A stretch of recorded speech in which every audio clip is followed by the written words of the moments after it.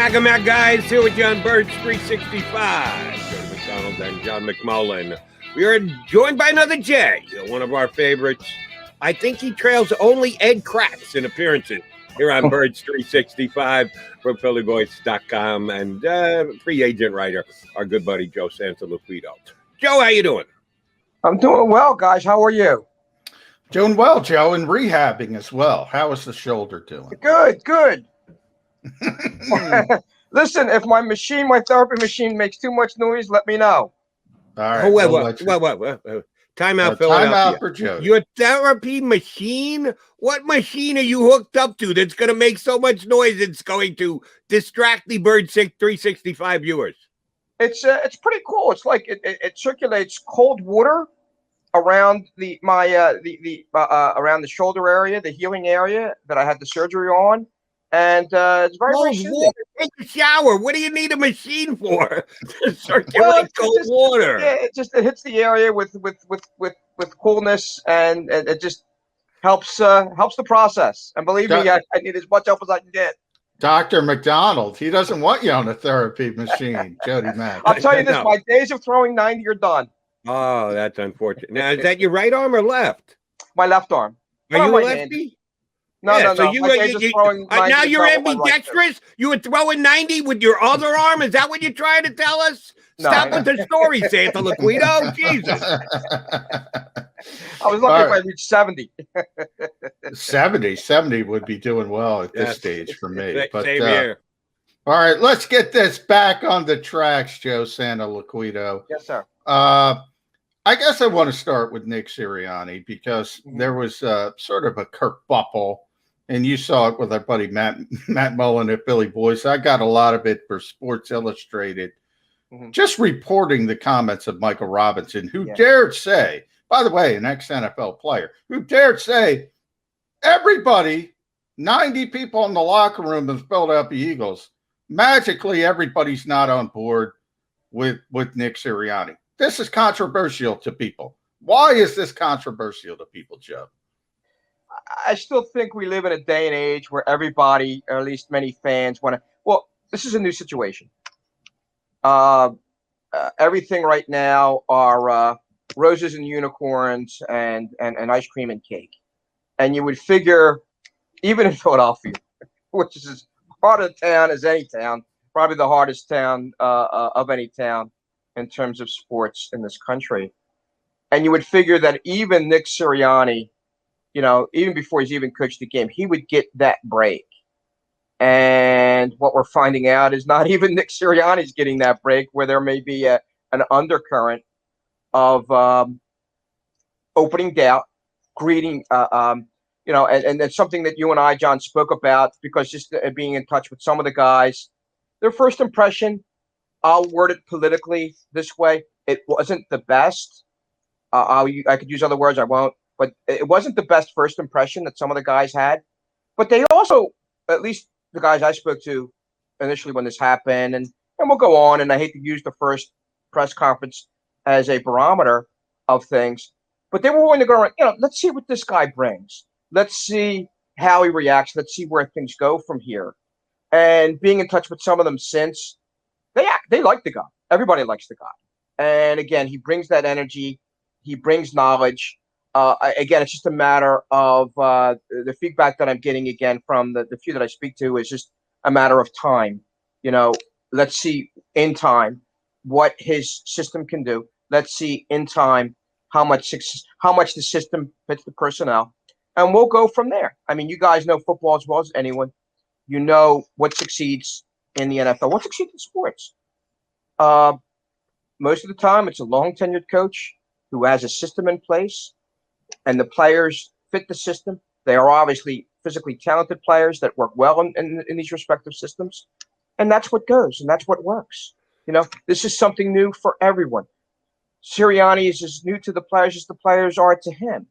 So, I could see where some doubt can come into play. I could see where some guys are talking to some other guys right now. But the impression I get, that's just an impression, I don't know for a fact, but the impression I get is 99.9% of the people in that building are willing to give Nick Sirianni a chance and say, hey, let's see what happens. So let's talk about that 0.1%. And I don't think Michael Robinson made this up out of whole cloth. So someone, at least one person, maybe more than that. And the way that he said it, it made you believe like there was more than one that said, I don't know about this new guy, Sirianni. How important was it for Coach Sirianni to have a guy like Lane Johnson jump out and take his back that, hey, name names or shut up? We're going to label it as fake news. If you're just going to say, oh, sources tell me, gentlemen, the players have said, and not name their names. How big was it for Sirianni to get a key veteran of this team to take his back right out of the gate? I think it was very important for Lane to step up like that. But I'm 50-50 on that. I'm 50-50 on that because I'm the litmus test, because I'm the guy, if you remember 2 years ago, there was a lot of venerated veterans that came out and had some interesting things to say about a certain Carson Wentz story that came out in January of 2019. And some of them may have been helpful and what I wrote and what I came out with. So I don't Lane's a genuine guy. I like a lot of things about Lane. Lane is, for the most part, and I think John obviously been down there a lot, Lane does wear his emotions on his sleeve. I mean, what you see is what you get from Lane. It was great that he spoke out for Sirianni, but like I said, it's 50-50. It's great that he spoke out, but the other 50% is, you know what? If you're going to turn around and name names, then you got to be open and across the board with that, because I'll just say this. I got the very strong impression in the past, Lane may have been a source or two to a few stories. So, it's great you support your guy, and it's great you come out in defense of your guy. But there's a certain point in time where I didn't see Lane's complete comment, but there comes a certain point in time where, God bless Lane, and we all love him to death, but Lane should have shut up. Just like, if you're not going to turn around and say this, then you're going to come out and name names and all the other business. No. Come out and support a Sirianni. Come out and, this is what I think of Coach Sirianni. This is my perspective on Coach Sirianni. And if I were Lane, that's the route that I would have taken. The other route, in terms of come out and name names and all that other business, just God bless you, Lane, but you should have stopped just there and just supporting the coach. Fair enough. Yeah, because Lane, I have no problem from the perspective that Lane is a leader of this team. So defend the head coach. I mean, I think that's great. But as far as name names, he knows how this works. You can't say, you could say Nick Sirianni's great and put your name on it. And you could say, boy, I don't know about this guy. I don't know about how he handles it. And you're just hurting yourself. It could be as, superficial as that, but you'd be hurting yourself as a player on this team saying, I'm not so sure about the head coach. And oh, by the way, Joe, why should you be sure about the head coach? You should give him a chance, but this is an unproven guy. And that's the other thing. I sorry to interrupt, John, for a second, but that's the other thing. That's a stone cold fact. They probably all had doubts, because these guys have been in positions as long as Nick Sirianni, a good core of this team. So, they probably all had doubts. Because the other thing is that he's inheriting a situation that, and let's also agree on something else too. Doug Peterson was a pretty beloved coach. He's a guy that directed these guys to a Super Bowl. There was a hell of a lot of guys in there that had a hell of a lot of belief in Doug, and would have went to bat for Doug. This is also the same group of guys that, okay, good for you, Lane. You stick your neck out a little bit. You speak out for Nick Sirianni. But the other side of it, Lane, where were you and where were a hell of a lot of other guys when Doug was going through what Doug was going through? That's fair. I'm sticking with Lane Johnson. I have another offshoot of a Lane Johnson question. I saw a video somewhere, it might have been on the internet, might have been on NBC Sports Philly, of Jalen Hurts working out, squatting like 620 pounds. Jalen Hurts has got some girth to him as a quarterback. He's no Lamar Jackson. He's got some muscle. And he's working out at Lane Johnson's own gym. And I've heard about this, Jim, from our buddy Brian Baldinger. One time I got him on. He said he was sorry. I had to get over to Lanes to go work out. Yeah. Baldy's still trying to pump the iron these days, well after his retirement. But we love Baldy. But yeah, Lane's got this great workout set up at his home, and Jalen Hurts is over his house doing squat work with him. Did Carson Wentz get that invite? I know we're back to dragging you into Carson Wentz, but the comparison between the two quarterbacks, Lane did step out, not only take Carson Wentz's, Nick Sirianni's back, but Jalen Hurts as well, and talked about how he's exhibited leadership qualities in the very short time he's been running the Philadelphia Eagles as their starting quarterback for a handful of games last year. Was he one of the guys with the offensive lineman when he's here, Carson Wentz? Is Jalen Hurts already further along in that process of being one of the leaders of the offensive line as the QB of the Philadelphia Eagles? I get the very strong impression this team as a whole have taken Jalen Hurts in. We saw that again at the tail end of last year. We saw the way they played. We saw how they reacted. I believe, correct me if I'm wrong, I think Jalen Hurts' first TD pass, was it to Alshon Jeffrey? I do not remember. It may have been, but I do distinctly remember. when Alshon caught a touchdown pass from Jalen, and everybody pretty much exploded. So, yeah, everybody loves Jalen. Everybody. Yeah. When I say 90 for 90, Alabama to Oklahoma, immense work ethic. I'm in touch with people down in both Alabama and Oklahoma. They all love the young man to death. Again, the only question that continues to surface about Jalen, and will continue to surface about Jalen unless Jalen proves otherwise, is can he throw the ball?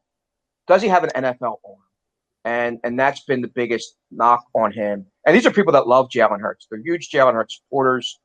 But that's been it. And even with some of the stuff that I've done with the follow-up pieces that I've done in reference to the Wentz situation, the Hurts situation, and I got to be, I mean, Carson Wentz still has all the physical characteristics and all the physical abilities that a quality NFL quarterback should have. If you take some of those qualities and put it in the character, dedication, and commitment of a Jalen Hurts, you're going to have a winner. You're going to have a complete quarterback. Jalen physically doesn't have what Carson has. Carson may not have all of the intangibles that we don't see that Jalen has. But I also think, in my opinion, well, I don't think I know, and you guys know, again, Philly as well as anyone, Jalen Hurts is at least this year going to get a free pass with a lot of things. The boos are going to rain down on this team because this team's not going to be very good, in my opinion. I maintain that. I've said that on the air with you guys now. This is what my third or fourth time with you is. I'm not changing off of that. I'm not changing my stance off of that. They're not going to be very good. It's a team that has certainly a number of holes in it. As we're talking today, who's the left tackle? We still don't know. Do you believe in Andre Dillard? Do you believe in Jordan Mailata? Do we know? No, we don't. So there's still a lot of major questions that need to be answered with this team. One question you won't have to ask is, the character, dedication, and commitment of Jalen Hurts, who's one of its leaders. And Jalen, I think, through time, you're talking about two major programs in Alabama and Oklahoma. He's used to speaking up, and here's a big deal: used to speaking up on large platforms, and doesn't get any larger and any bigger a platform than the Philadelphia Eagles. So this is an environment that at least he is used to dealing with. He's used to dealing with the masses, the media masses. He's used to dealing with pressure. He's come from pressure, major pressure situations. So he's used to those platforms. He knows how to deal with those. He knows how to deal with the masses in and out of the building. And I think in that area, he's going to do well. Now, again, the biggest question is physically what he's able to do through a prolonged period of time on the football field for the Eagles. He's going to get the season to work with. The Eagles are going to turn around. This is going to be an experimental year. And again, it's something that Eagles fans and the Eagles publicly may not want to come out and say, but it's something that Eagles fans, again, are going to have to deal with. Yeah, let me just hop in quickly to make a historical note here. Jalen Hurts' first touchdown pass as a starter, because he started the New Orleans game, was, as you correctly stated, to Alshon Jeffries.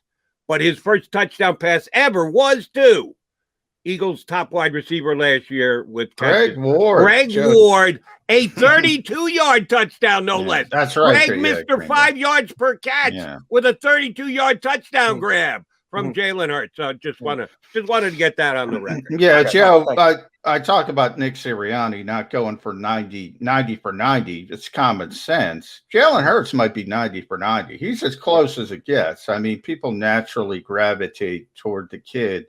You know, from Jody's perspective, I don't know. Lane's got his bro barn, so to speak, and, you know, people go work out there.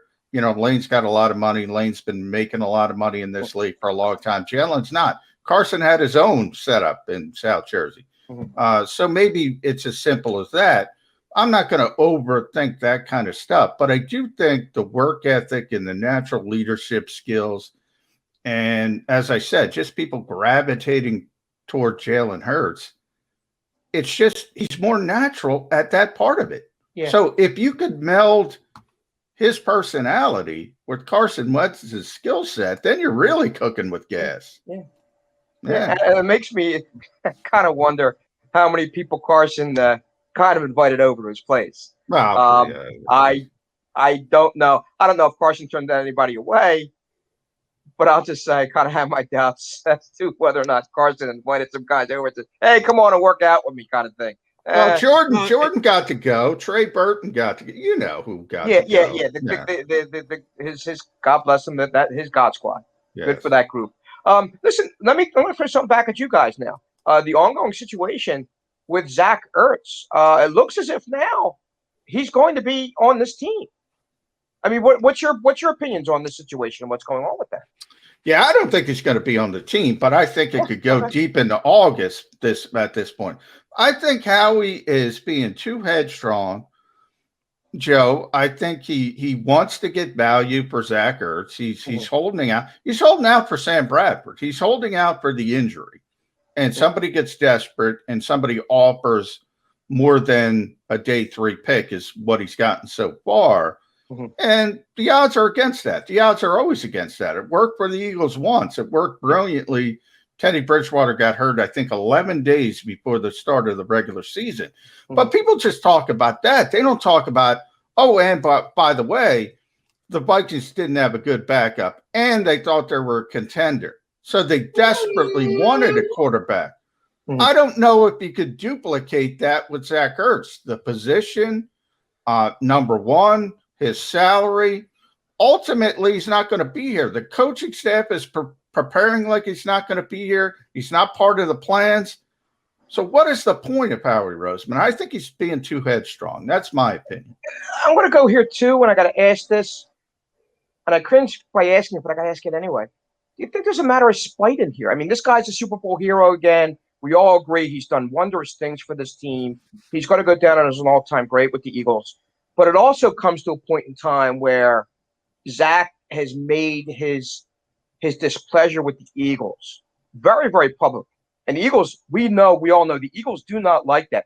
Do you think a matter of spite is involved with this? No. No? Okay. I don't. But here's what I do think is involved in this. Howie Roseman, after a season in which the team went backwards pretty badly, 4-11-1 is 4-11-1 any way you slice it.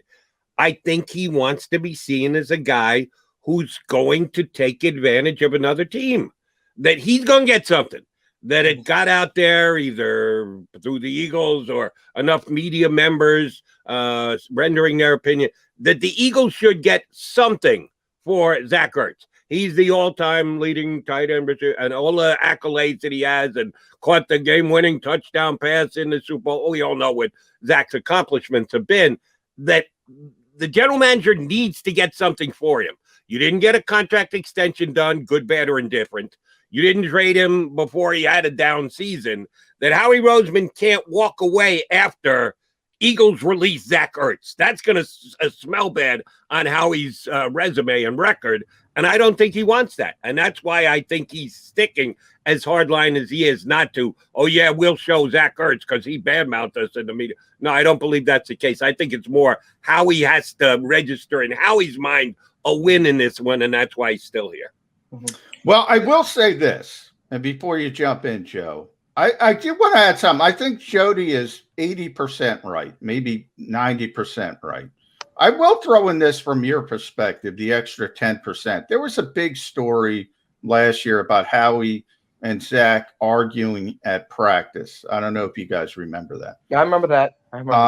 Everybody assumed it was about the contract. It wasn't about the contract. It was about rehab. It was about workouts. And Zach wanted to work with his people.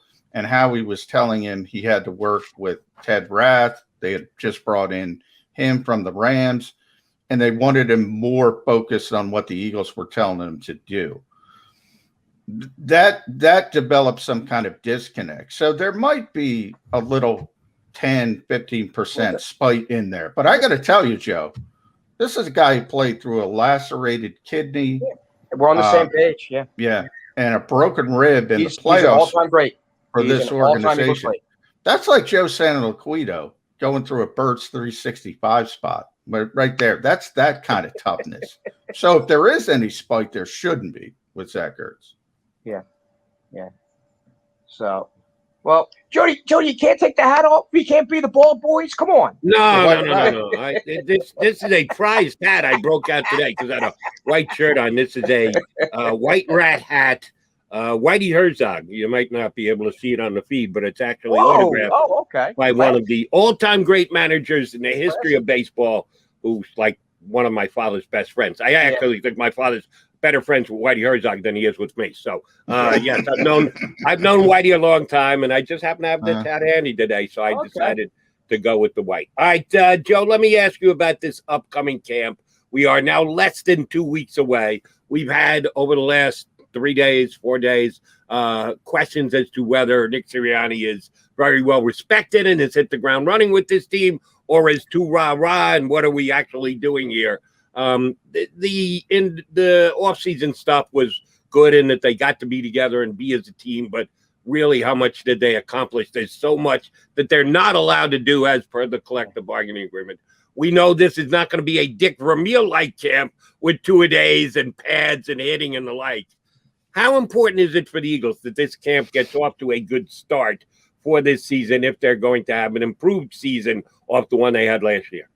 It's incredibly important because every second of every minute of every hour is going to be about learning. It's going to be about acclimation. And again, it's something that I spoke to you guys about, and I speak to other people about ad nauseum, is the fact that everything takes time. And this is going to take time to, again, incorporate a system and to have your players know what to do in that system, how to react in that system. It's going to become to such a point where you're on that field and you're not thinking. You know what to do. You know where to go. And that's going to take some time. And that time, it may take into October, the middle of October, or maybe even the early portions of November, before this team gets completely, purely immersed in what Sirianni and his staff are trying to do, offensively, defensively, special teams, everywhere. And it's something there that, again, it is a process like anything else. And that's why I think, again, Eagles fans, or I like to think Eagles fans, are going to give Sirianni and this team a break. And I think they will. I very strongly feel that they will, because it's the way of football and how football is. It is far more of a technical game than people give it credit for, especially at this high level. A lot of classroom work. And a lot of work that now in this day and age gets taken away from it. And it's interesting, Jody, you bring up the great Coach Vermeil. I had the pleasure of speaking to a couple of weeks ago, and he always rails about the fact that, these guys can't physically practice what they're being taught. And in terms of practicality, because of that, we get the sloppy play that we see all throughout the NFL, throughout every team, and throughout every new coaching situation. And the NFL does give new coaches, what is it, John? Is it a week or a couple weeks? They give them a little bit more of a latitude than they do veteran coaches. Yeah, typically, a little extra time. Typically in the off season, but that's where I wanted to steer you, Joe. Nick Sirianni kind of, and it's not just his decision, it was Howie Roseman as well, Jeffrey Lurie, about scaling back the offseason and working with the players, no mandatory minicamp. So he didn't have the advantage, a typical rookie head coach. In fact, they scaled back on what work they did have. Do you think this organization should have held a harder line because other teams had mini camps? And, probably certain veterans don't show up, but Joe, veterans don't need that work. The young players do. And the non-entrenched players, they were going to show up no matter what because they have to. Voluntary work in the NFL is voluntary in name only. Yeah. You can, it's voluntary for the Lane Johnsons, the Jason Kelce's of the world, so on and so forth. It's not voluntary for the guys fighting for jobs. Yeah. So do you think they should have been a little bit more hard line because they need to get people in that learning sort of bubble a little bit more, and every advantage they could get, they need? They should have been far more hardline. And again, this is a philosophy that's led to the situation, partially the reason why the Eagles in the situation that they're in. What I know for a fact is when Deuce Staley was here, Deuce was told, "You're coaching too hard on these guys. You're coaching too hard." It's part of the reason why Deuce is not still part of the staff. It's part of the reason why I don't even think they interviewed Deuce as the head coach of this team. They did, but it wasn't serious. Yeah. Okay. This is part of the everyone gets a trophy generation. I hate to say that cringing. I mean, these young men, these young people today, men and women, they're all incredibly gifted athletes. But and I'm going to switch off to baseball only for this second. Just got done covering the Major League Draft. Young people, special talents. But talking to venerated old school baseball people, they say to me, Joe, they're looking strictly at numbers. They're looking at what a young man can do in terms of exit velocity, things of that nature. But these guys aren't out there practicing the game. And this translates into football because it's the same thing. They're looking strictly at the numbers, at the analytics. They're looking at the physicality of these players. And they are not immersing these guys and fitting these guys into practical situations on a practice field as to how to use your physicality, your physical skills. And it's like anything else. If I'm not running on a regular, consistent basis, certain things get dull. And it's like anything else, any walk of life. And that's why for this team and this particular situation, it's going to take a while for the Eagles to get immersed with Sirianni's system. The other thing, too, is you look over this roster. It's not exactly, even though the Eagles have kind of, what's the term they used? I believe they didn't use the word rebuild. I think they used the word retooled. Transition. Okay, transition. This is an older roster, so not only you're dealing with a rookie staff and an old, pretty much an old core group of players, old core here, where in a lot of situations when new guys come in, what do? Get rid of the old veterans. So a young core grows with a young coaching group. That's not the case with the Philadelphia Eagles. This is a very young core of coaches dealing with a veteran core that for some degree are set in their ways. So you're not only teaching the new players, now you're asking and burdening your coaching staff with unteaching the old dogs their old tricks to teach them new tricks. That's an excellent point. I love when people make me think. I didn't think of that, Jody. It takes some time, and I'm far from brilliant. Hey, baby, this is dull. This is not sharp. This is from talking to coaches, college coaches. This is talking to NFL coaches, talking to NFL assistant coaches, and that's where that came from. It certainly didn't come from me. So these are the impediments. These are the obstacles that Nick Sirianni and the Philadelphia Eagles will be faced with in this coming season, 2021. And again, I've said on your air, and I'll continue to maintain on your air, this is a 4 to 6 win team. And I put my money where my big mouth is. This is a 4 to 6 win team, and it's going to be, again, a learning process, but it's also going to be a process of evaluation. They're certainly going to be looking at Jalen Hurts. The interesting thing that could happen, and it's a completely crazy out of the blue blind spot, but it's been talked about. And I caught a little bit of this on the air. Out of the blue, even though it's not going to be. It'll be a surprise, but it's like one of those things where you have an idea that there's talk that that it could come. That if the Eagles somehow, some way get Deshaun Watson, they are the most equipped team in the NFL to make that move. John, I see you shaking your head. I'm not in that Deshaun Watson. No. It's the worst kept secret in the NFL. The Eagles are going after Deshaun Watson. It's just a matter of when he's available. Just a matter of when. Here's my thinking on that. My thinking is rebuild. My thinking is use those draft picks to build a new foundation. My thinking is let's see what Jalen can do. If Jalen doesn't turn around and cut it. Now that's where I'm shaking my head. They're not doing it. They're going after Deshaun Watson. Period. Let's try to rebuild because, again, this is still a core group that I believe its window's closed, in my opinion. Its window's closed. And the Eagles somehow, some way, and this is from two serious NFL people that told me this last season, the Eagles still believe they have something here. They don't. They have, I believe, I've seen two recent things that have come out. What is it? The 29th best depth chart, best roster in the NFL, and I think someone else rated them 25 or 26. They're awful. I believe I figured that. I think out of the last 64 starts, and one of the cores of this team is, excuse me, Brandon Brooks and Lane Johnson on that side. Yeah, I believe combined, they played 35. They've started 35 games out of the last 2 years and 64 starts. Combined 16 starts for Brandon, and a combined 16 and 16 for Lane Johnson. 35 times in the last 64 games with the two of them combined. And that's your core. That's your offensive strength. That's your offensive core. Only 35 times these guys have started in the last 64 games for this team. That's they're both going to be healthy for every single game this year, Joe. You're throwing a wet blanket on the season before it ever starts. All right, let's put that aside for a second. You said one thing that really intrigued me. I hadn't heard before. Thank you for relaying it to our audience. That Deuce Staley was called on the carpet for coaching too hard, that he was too harsh on the players. I'd never heard that before. Thank you for giving us that little tidbit.